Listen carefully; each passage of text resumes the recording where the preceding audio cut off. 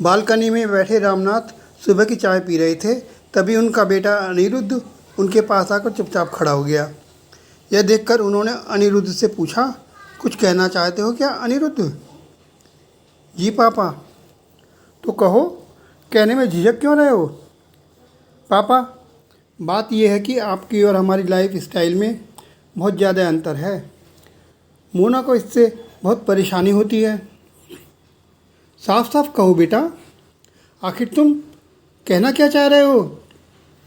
पापा, आप जैसी उम्र के लोगों के लिए आजकल अनेक वृद्धाश्रम खुल गए हैं। उनमें घर जैसी फैसिलिटी होती है। आपको अगर बुरा न लगे तो मेरी और मोना की इच्छा है कि आप किसी वृद्धाश्रम में जाकर रहें। सुनकर रामनाथ ने एक लंबी सांस खींची।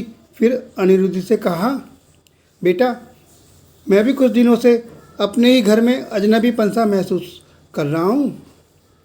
मोना अपनी किटी पार्टियाँ और तंबोला पार्टियों में बिजी रहती है और तुम क्लब की पार्टियों में बिजी रहते हो।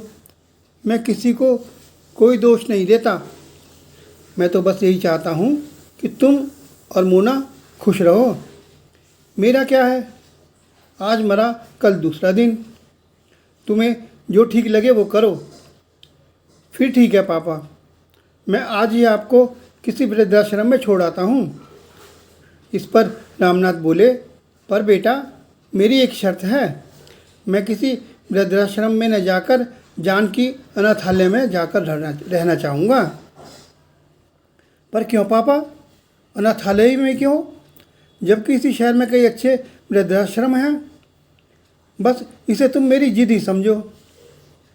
अच्छा ठीक है, मैं आपको जानकी अनाथालय में ही छोड़ाऊँगा। फिर एक अटैची में रामनाथ ने अपने कुछ कपड़े रखे। तब अनिरुद्ध उन्हें जानकी अनाथालय में छोड़ आया। जब वह बूढ़े पिता को अनाथालय में छोड़कर घर वापस आ रहा था तो उसकी पत्नी मोना ने उसे फ़ोन किया और कहा, अनिरुद्ध, अपने बाप से यह भी कह देना कि किसी त्यौहार पर भी घर आने की कोई ज़रूरत नहीं है। अब वे वहीं रहें और हमें शांति से जीने दें।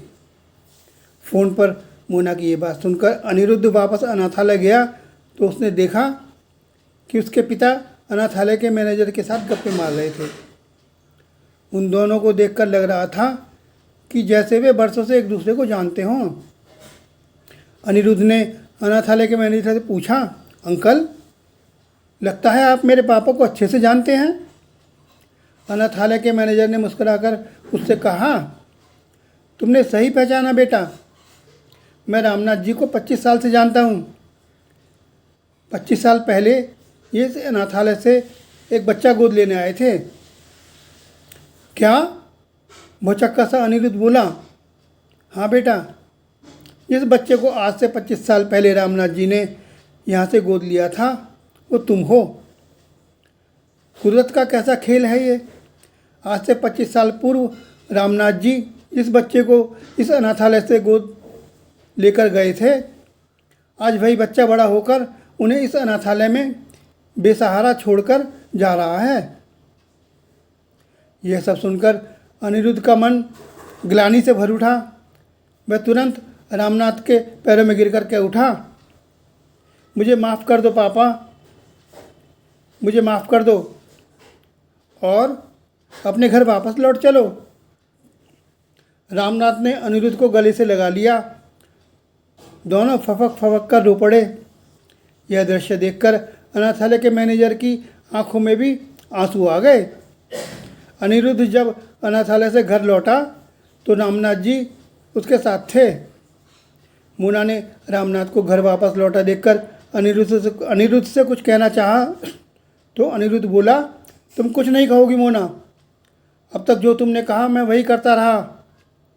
मैं तुम्हारे प्यार में अंधा हो गया था। पापा कहीं नहीं जाएंगे, ये यहीं रहेंगे हमारे साथ। अनिरुद्ध के तेवर देखकर मोना ने चुप रहने में ही अपनी भलाई समझी।